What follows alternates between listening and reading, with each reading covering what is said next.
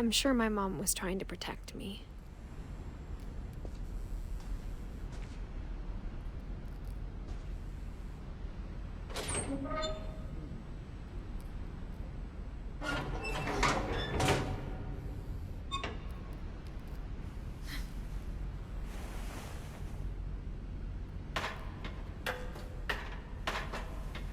Maybe she was afraid I'd end up like Walter.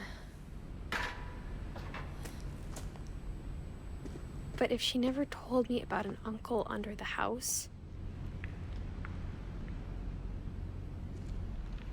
I can only imagine what else she was hiding. I don't want to make the same mistakes she made.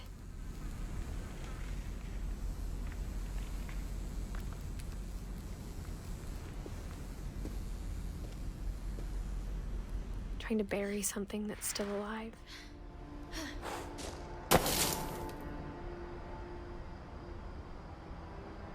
Now that there's only one of us left, or maybe two, I thought it was time I heard the stories for myself and found out what happened to everyone else. But now I'm worried the stories themselves might be the problem. Maybe we believed so much in a family curse, we made it real.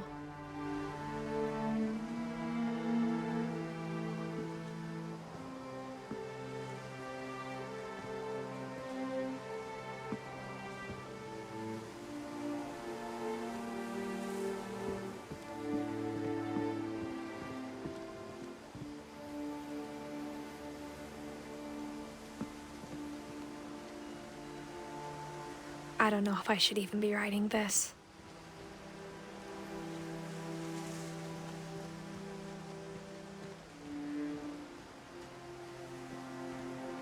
Maybe it'd be better if all this just died with me.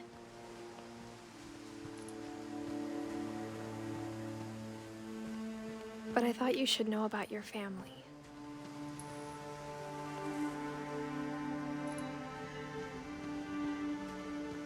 And the history you're a part of.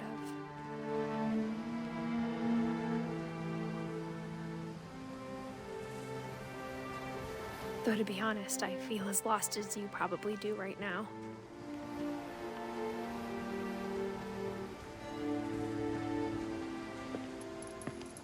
I think the people in these stories believed them, for what that's worth.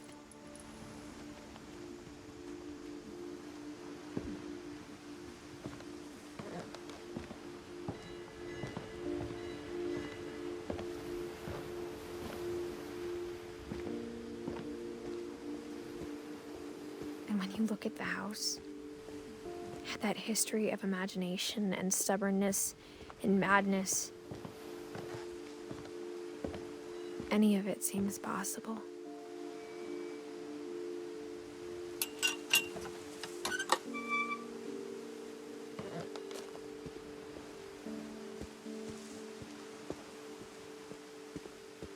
I think we've been surrounded by death for so long, we've just gotten used to it.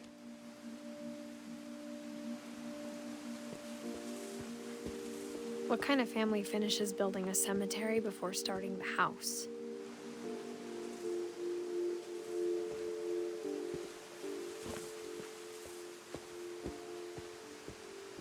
It's embarrassing for me to admit this, but the pet cemetery made me more uncomfortable than the human one. 3 of the gerbils are mine, and 2 had been my fault.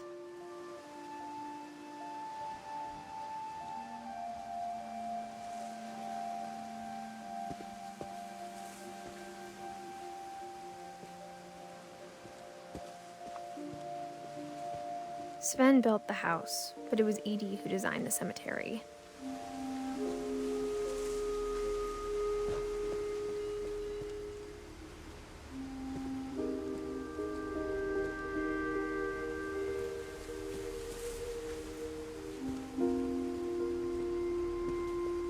I'm sure Odin's monument had been Edie's idea. My mom was always trying to move on, but for Edie, the past never went away.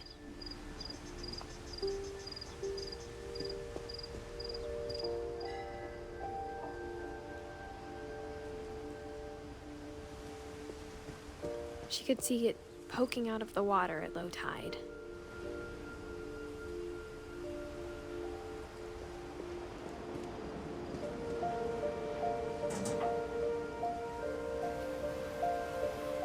Edie said she dreamed about the old house every night.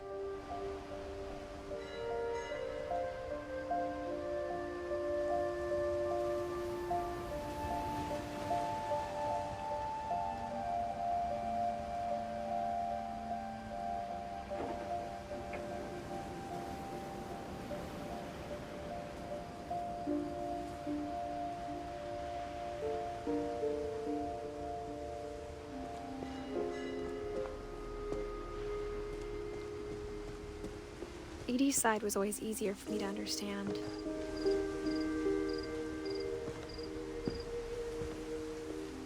But the older I get, the more I can see where my mom was coming from.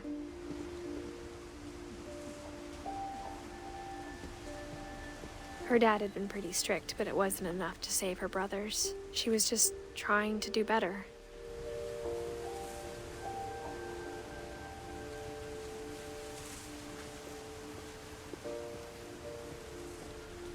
She lost 2 of her brothers, just like I did. I get why she tried so hard to protect us.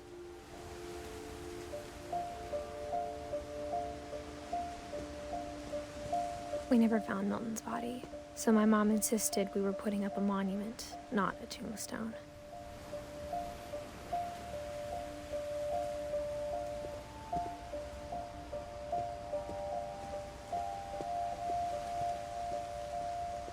There's so many things I wish I could ask my mom now.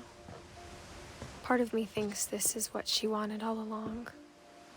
For me to come back someday and find everything out for myself.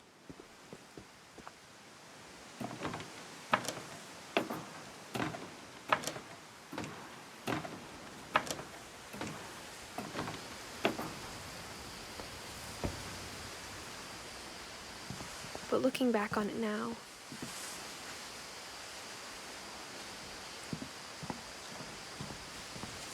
if she told me there was going to be so much climbing, I never would have come when I was 22 weeks pregnant.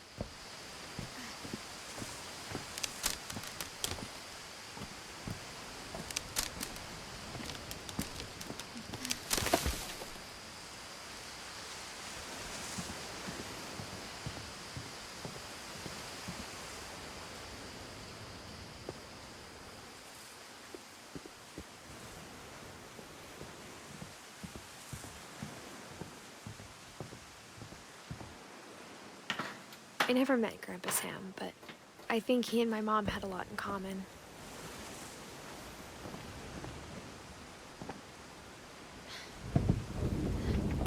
They were both pretty intense.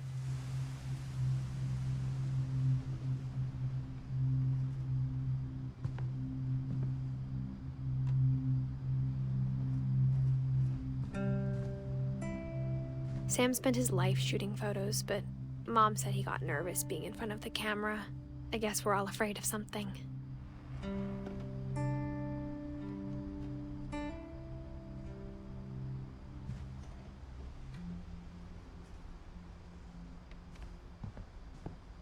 Instead of hiding from death, Sam seemed to go out of his way to meet it.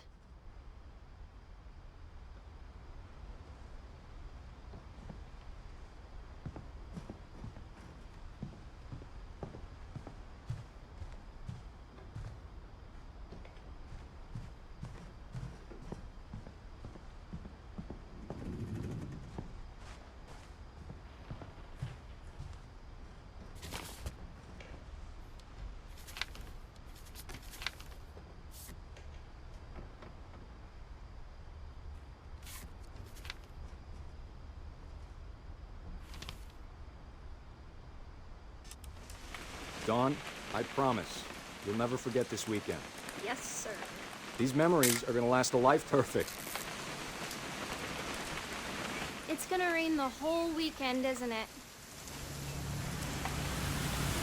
I will never forget this weekend, Dad. That's the spirit. Okay, got it. I'm gonna take some pictures, okay? Just be careful. That camera's older than you are.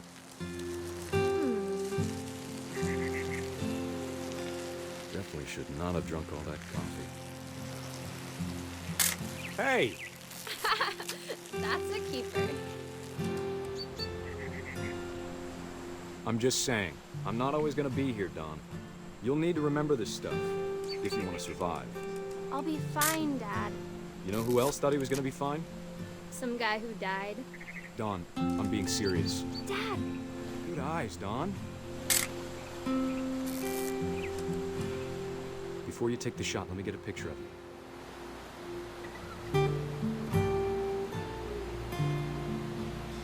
Dad, I... Just breathe.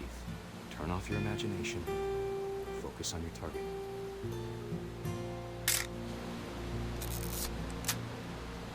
Let me get behind you. Do I have to do this? Don, you don't have to do anything. But if you want to survive, you'll need to be strong. Great shot, Don!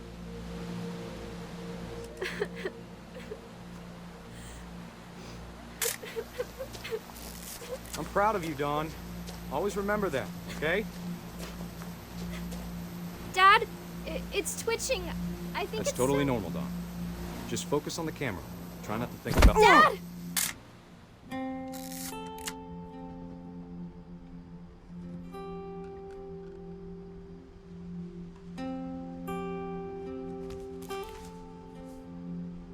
Of all these stories, that's the one I wish most that my mom had told me.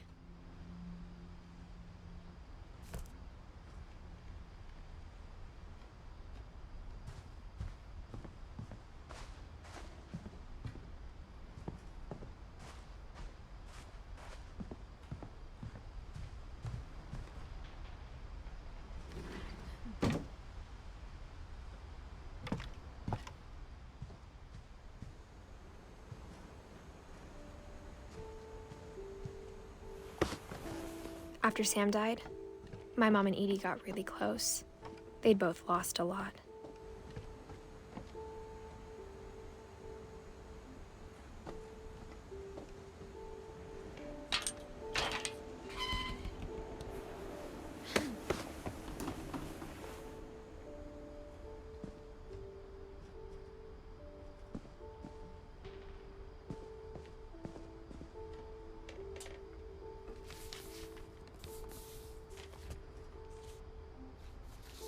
Dear Kay, do you remember the way Gregory used to laugh when he thought he was alone?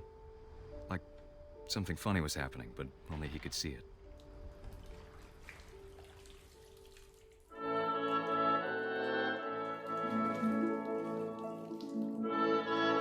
I think he saw things the rest of us don't.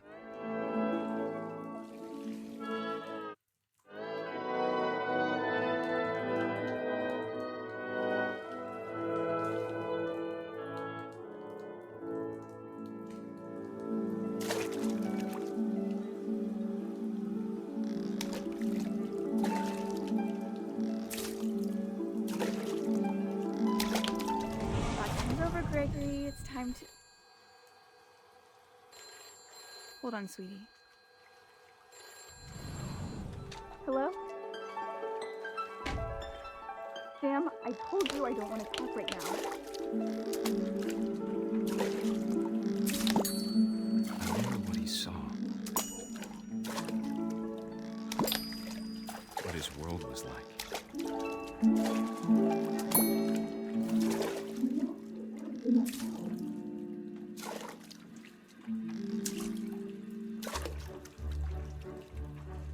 He reminded me so much of Calvin. Lost in his imagination. Whatever it was, he saw.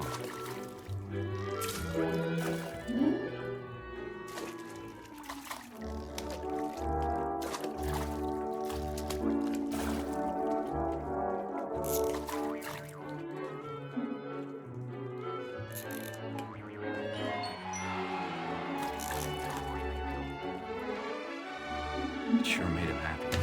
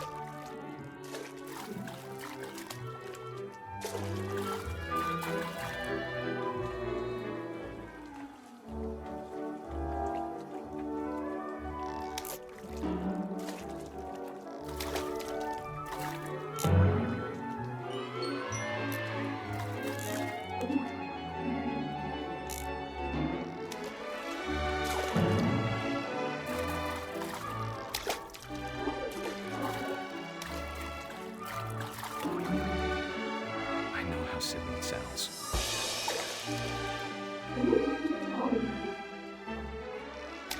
That I worried about a baby being too happy. But I could feel him slipping away. Sorry about that, Gregory. I know you did everything you could. Maybe if I hadn't called that night. Damn it. Hold on, I don't want Gregory. I wish she could have told us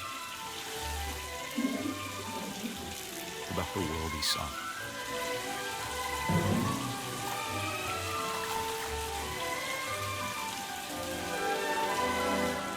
There's so much I don't understand about Gregory, about everything.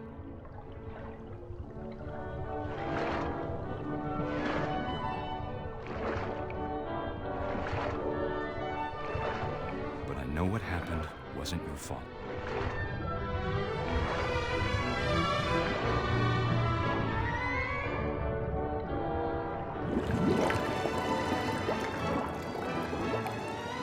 I'm sure he's happy. And he'd want you to be happy too. Good luck, Kay. Love, Sam.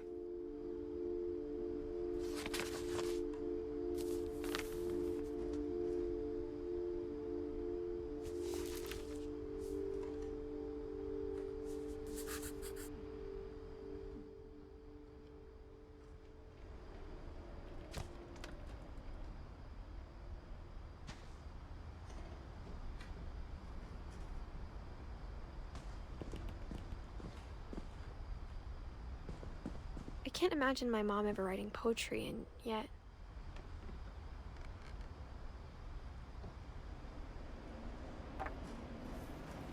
A poem for Gus, who always said the wedding was a bad idea. Our father never hit us kids, at least not very hard, before the day my brother said with teenage disregard that he'd be dead before he'd see a wedding in our yard.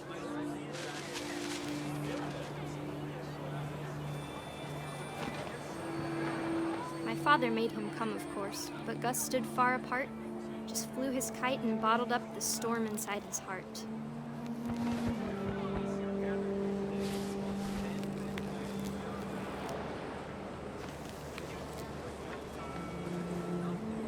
I tried to talk him out of it, but though he'd never met her, we don't need a stepmom, were the words that I now pronounce you husband and wife. You may kiss the bride.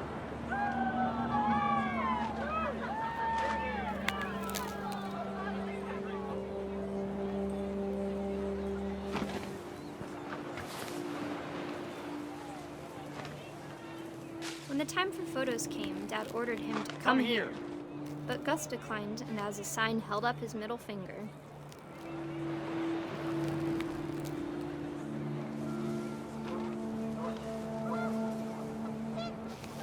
The wind picked up, and panicked geese appeared and quickly went. But all the humans did that day was go inside the tent.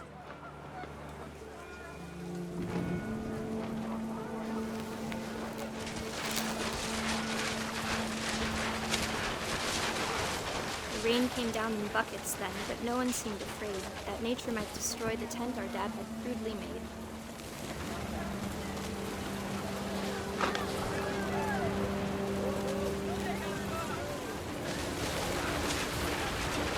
The thunder sounded much too close and full of angry power.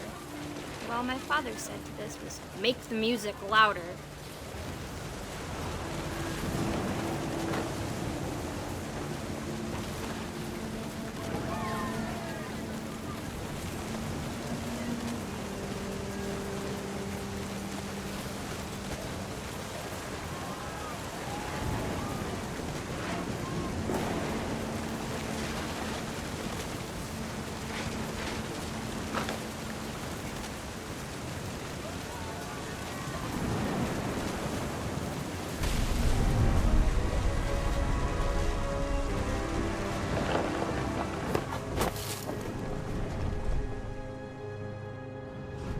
I wish that I could truly say I thought about you on that day.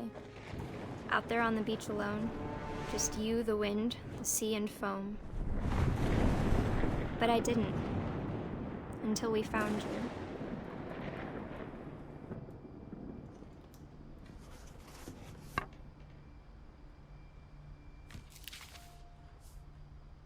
She never talked about him, but Mom told me once if I was a boy, they were going to name me Gus.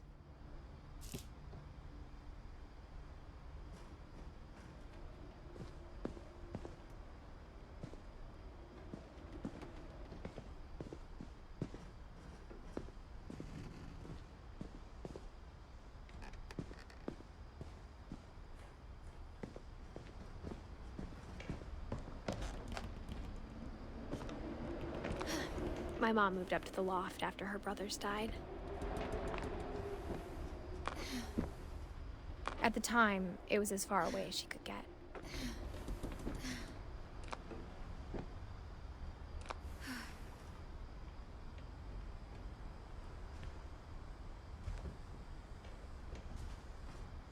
Religion was another thing my mom never talked about, but I think it helped her a lot after her dad died.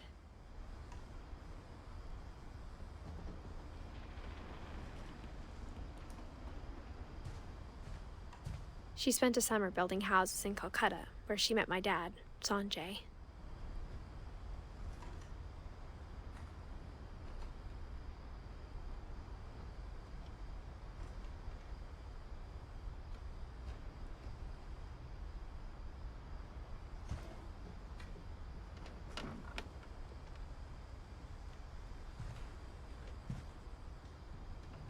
My mom moved to India a week after graduation and got a job teaching English.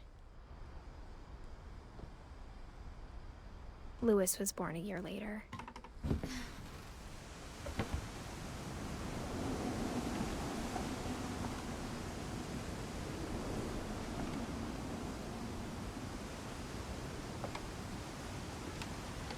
When my dad died, I don't think Mom knew where else to go. I'm sure Edie was happy to have her back.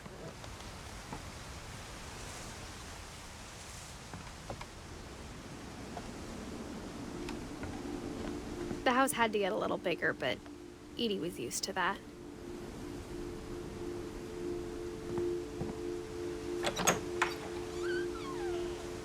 And for a while, things were good, almost normal.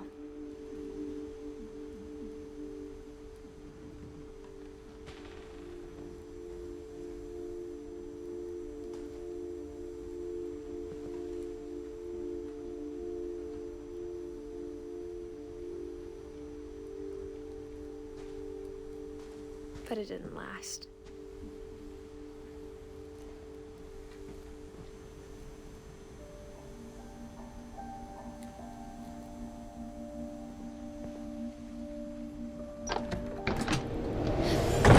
The beginning of the end was Milton's 10th birthday, when Edie gave him a castle.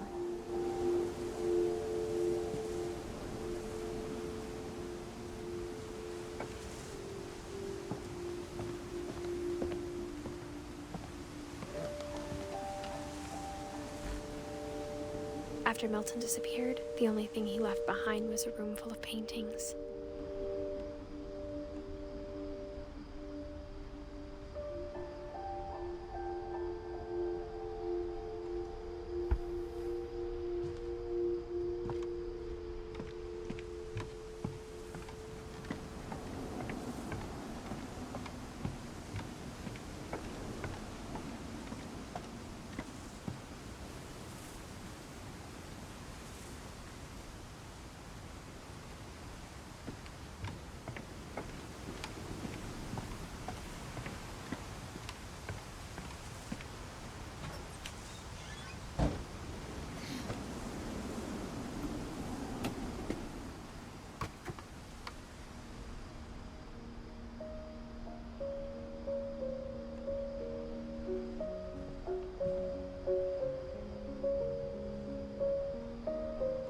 I think Edie was happy to finally have another painter in the family.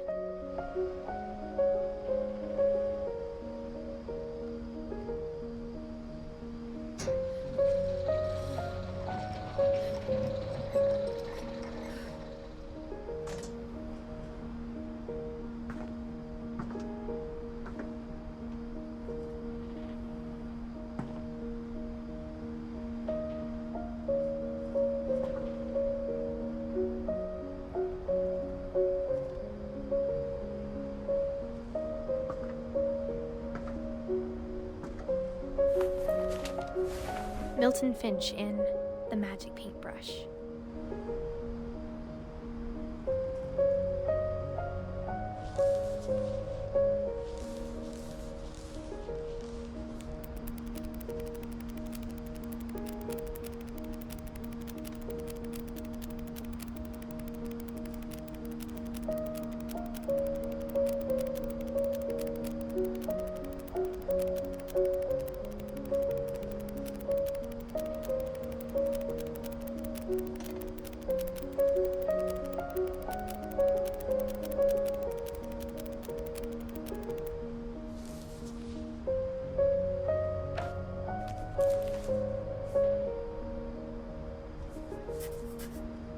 I was 4 when Milton disappeared.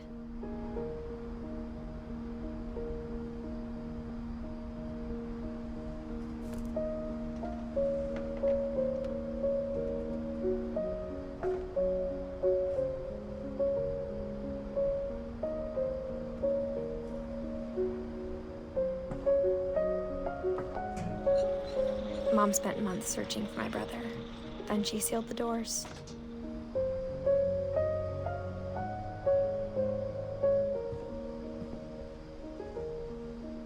Whatever Milton had found in the house, Mom didn't want it getting out.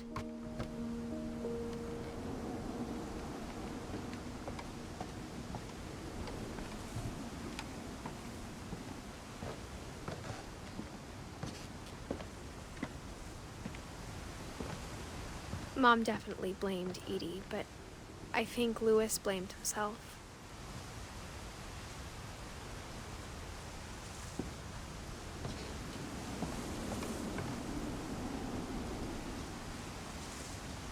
After he graduated, he just spent more and more time in his room, until Mom got him a job at the cannery.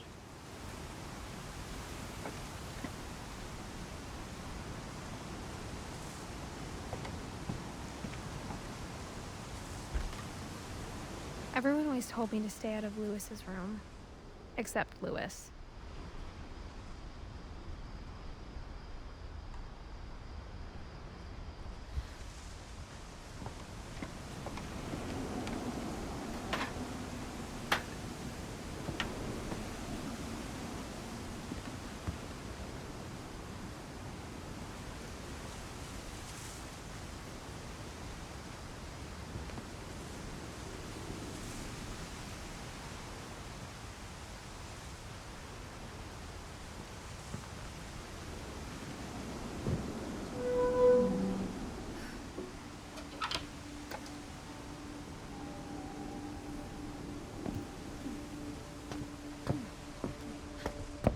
Louis's room smelled very, very familiar.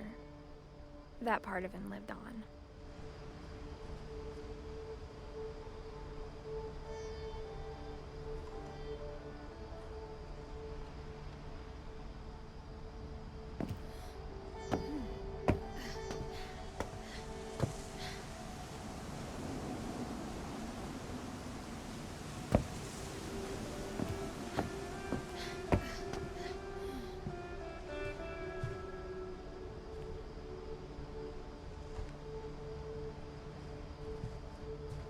Louis and I spent a lot of time playing games together, but he was surprisingly bad at them. He died a lot.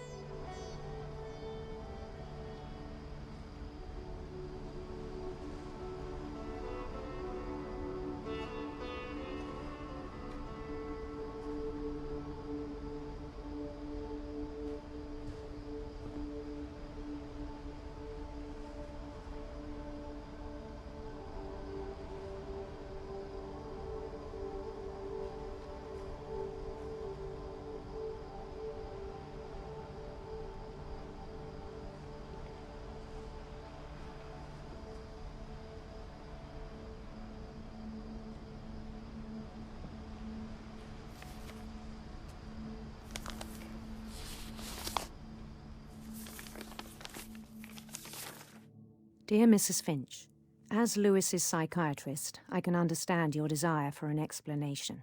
As I see it, the trouble began in January, shortly after we convinced your son to seek treatment for substance abuse. Newly sober, I believe Louis first noticed the monotony of his daily life. He kept working at the cannery, but he withdrew part of himself. In our sessions, I saw the same behavior. His mind began to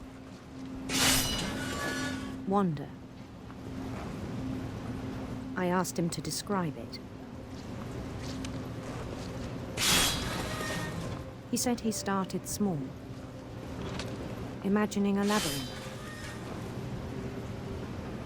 He'd feel his way about.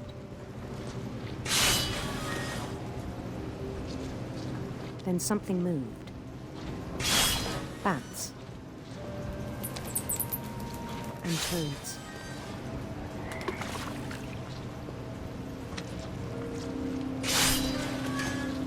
And things that have not names. He knew it was all in his head.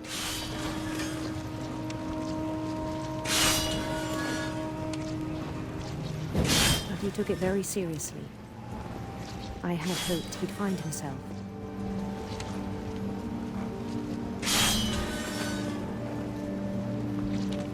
But he found something more.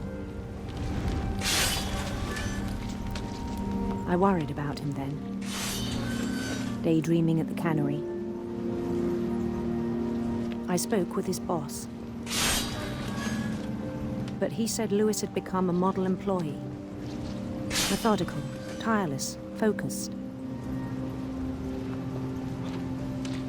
Like a whole new Lewis. So I let him go on.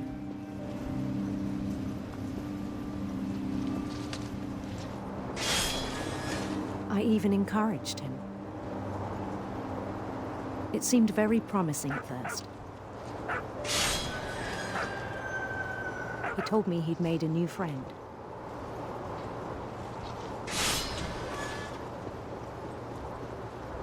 On the edge of a city he named Lewis Topia. He built the city up slowly, brick by brick. Then he made musicians.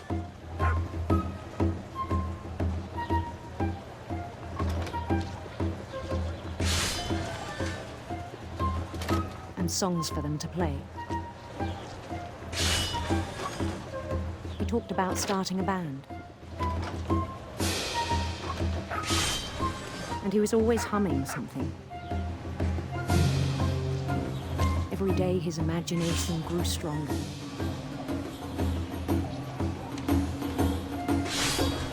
He no longer spoke at the cannery, but his chopping was as reliable as ever. Then one day it struck him that all the cheering crowds, even the stones under his feet, were all in his imagination, so he could do whatever he wished.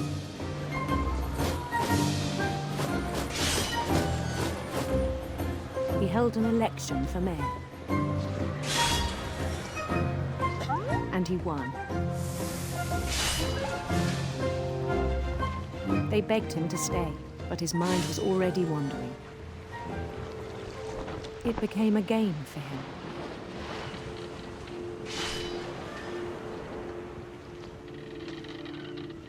He'd conquer a city, then immediately push on.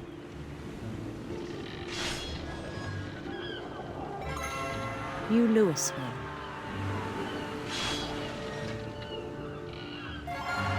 St. Louis. He started drifting away from our reality.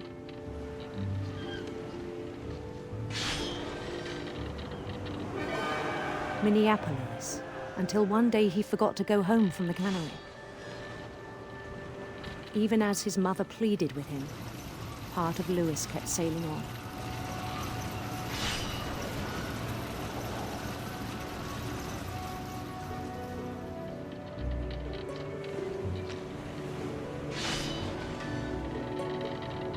In Lewisburg, he heard rumors of a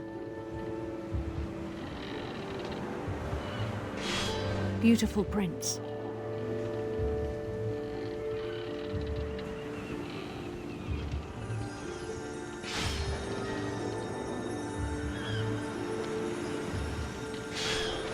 The prince was on his own quest for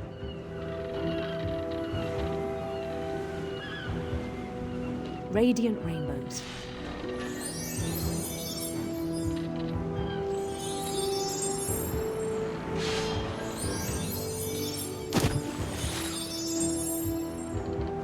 He followed the sound of his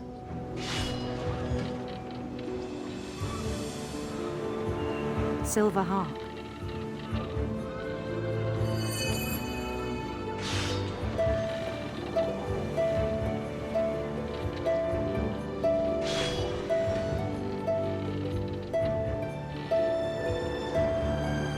His chase led him to a golden palace east of the sun and west of the moon. Even then, his logic remained sound. He knew the world was all in his imagination.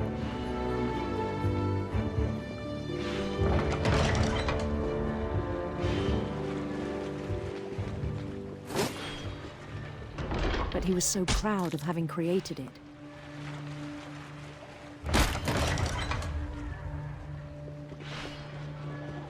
In his own eyes, he'd become something greater than a king.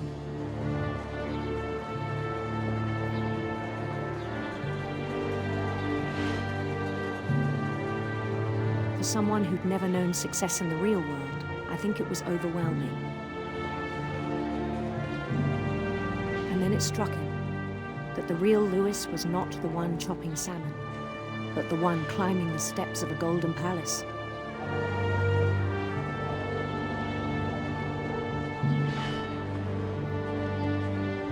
My imagination is as real as my body, he told me.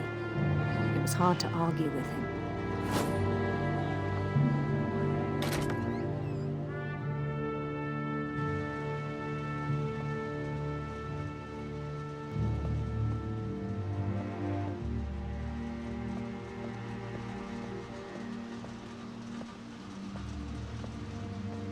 He began to forget the world we know.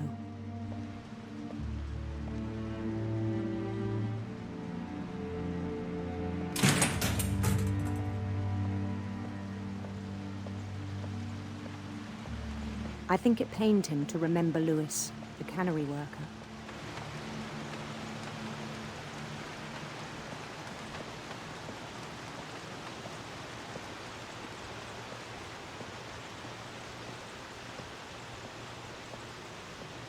He began to despise the man with a royal contempt.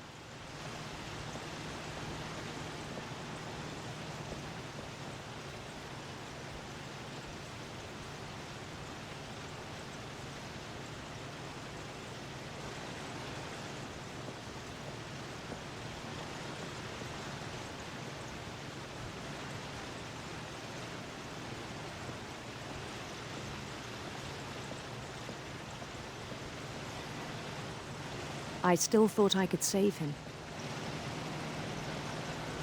Even after he said he was being crowned king over all the lands of wonder.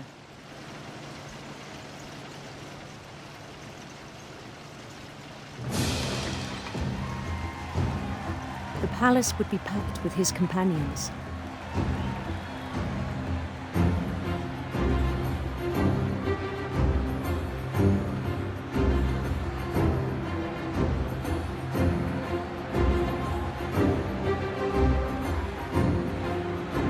Including the wise Calico who'd insisted on advising him.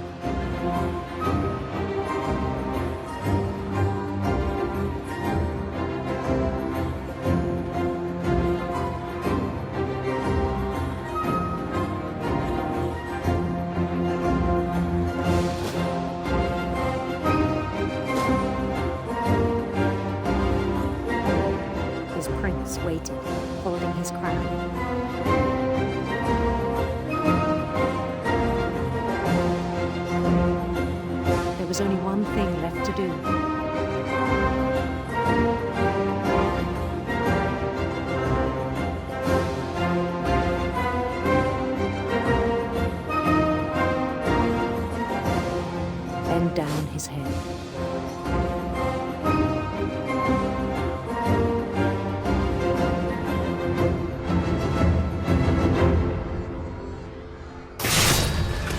rest, I think you know. Mrs. Finch, your son was a kind man who will be missed by all of us who knew him.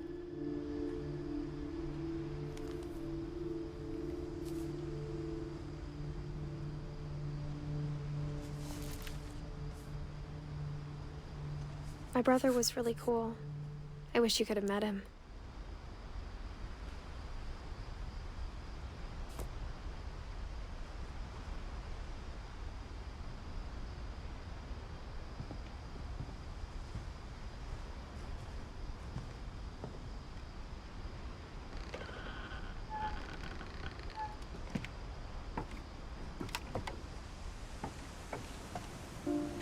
On the way back from Lewis's funeral, my mom told me to start packing.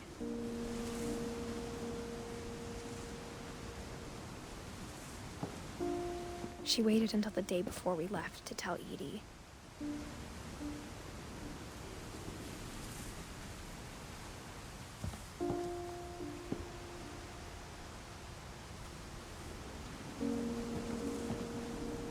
I'm not sure if she wanted to make it easier or harder.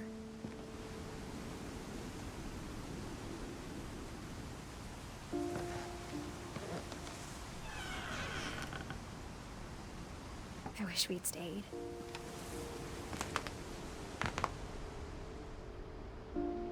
But I understand why we left.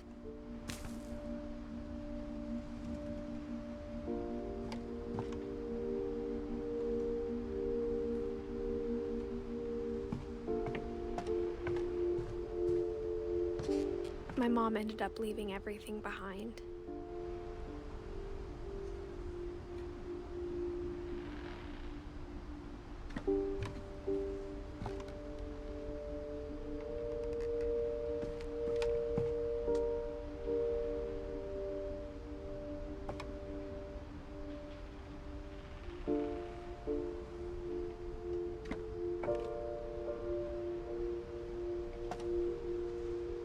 What happened that night had been coming for a long time.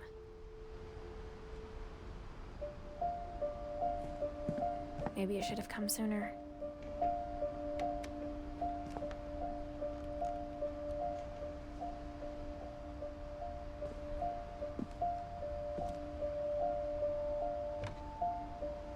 But it had to end one way or another.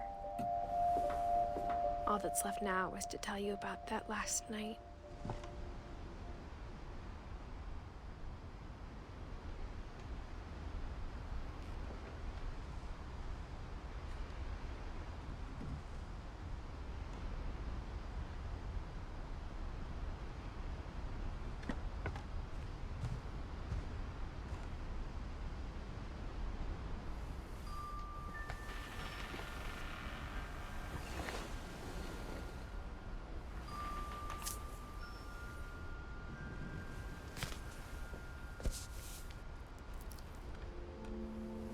That whole last day, Edie just watched us pack and didn't say a word.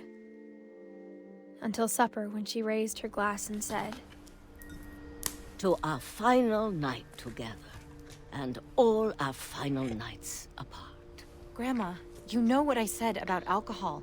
Some of your medications are very Edith, specific. I left a present for you in the hallway. Why don't you go open it? The grown-ups have to argue now. I'm sorry, you're right. We're all leaving tomorrow. Let's just enjoy our last... I'm not leaving. Edith, you're excused.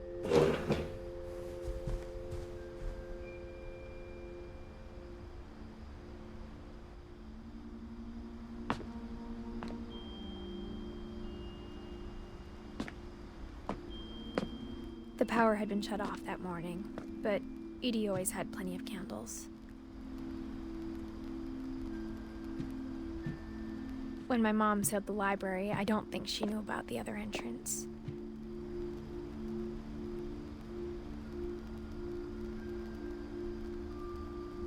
Or that Edie had a key to it.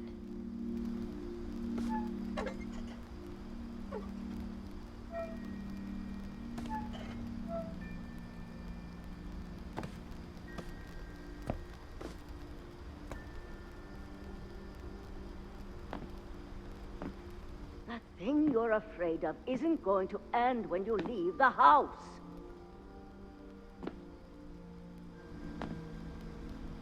has a right to know these stories. My children are dead because of your stories. I think it's best if Edith and I leave tonight.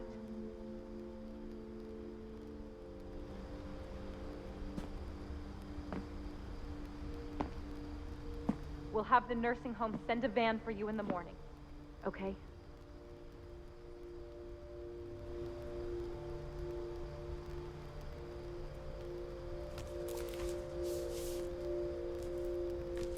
Dear Edith, there's so many stories I wish I could tell you, but there's only time for one. This is about what happened on the night you were born. That night, the tide went way, way out. It was the first and last time I ever saw the old house aground.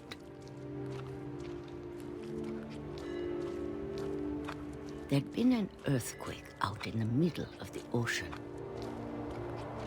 They called it the lowest tide in 1,000 years. God, it smelled awful. You know, I've seen that house every day of my life.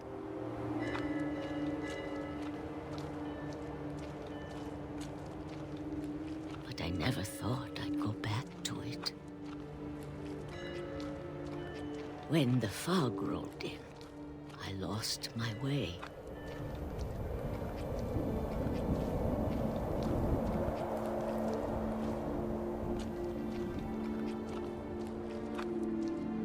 I got turned around.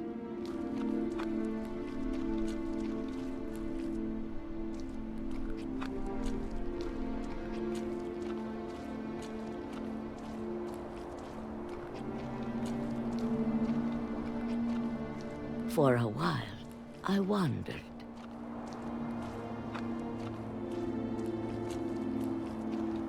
I started seeing things.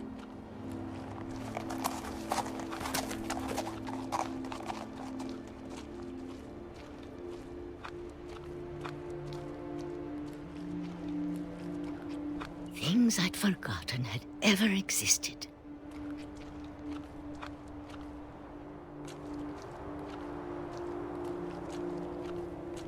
But when I saw them, they felt like old friends. That night, a lot of things came back to me. Or maybe I came back to them.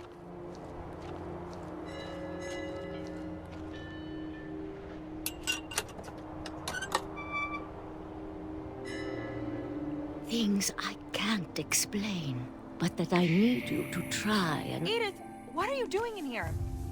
It's mine. Edith! Mom, you're gonna rip it! Let go! I kicked and screamed, but Mom dragged me to the car.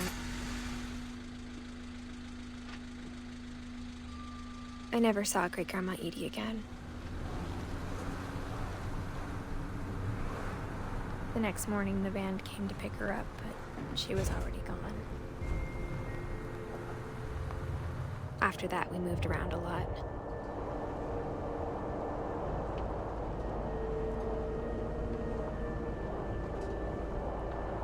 We both tried to make the best of it.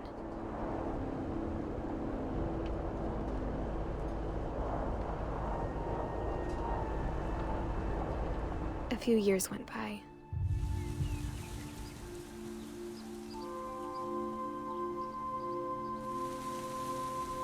My mom didn't like to talk about it. But she started getting sick a lot. The rest happened pretty quickly. She got better for a while, and then she didn't. And then I was alone.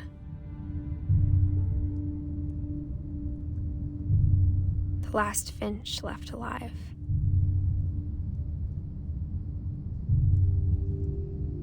Until I found out about you. I'm still not sure what to tell you about all this.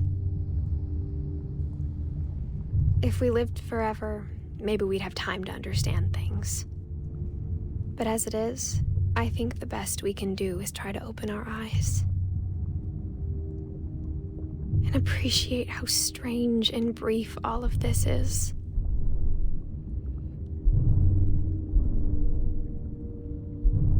This journal was supposed to be for you. But now I hope you'll never see it. I just want to meet you and tell you all these stories myself. But I guess if you're reading this now, things didn't work out that way.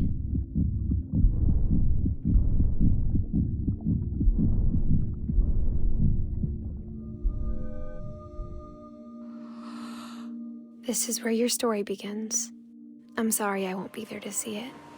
It's a lot to ask, but I don't want you to be sad that I'm gone. I want you to be amazed that any of us ever had a chance to be here at all. Good luck.